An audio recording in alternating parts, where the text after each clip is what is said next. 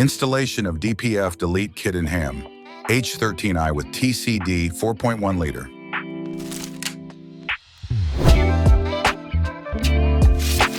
Locate the differential pressure sensor and temperature sensors. In H13, Hamm temperature sensors will be located directly behind the differential pressure sensor.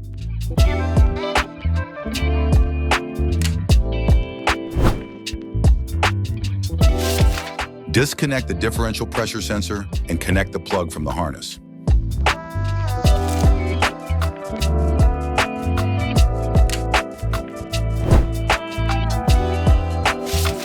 Disconnect the temperature sensors and connect the plugs from the harness.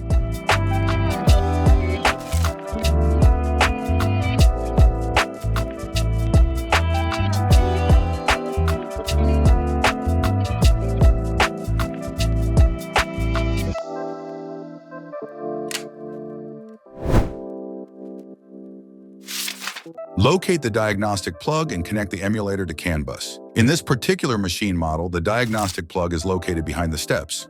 After you remove the steps, take the PCB panel off to get to the diagnostic port.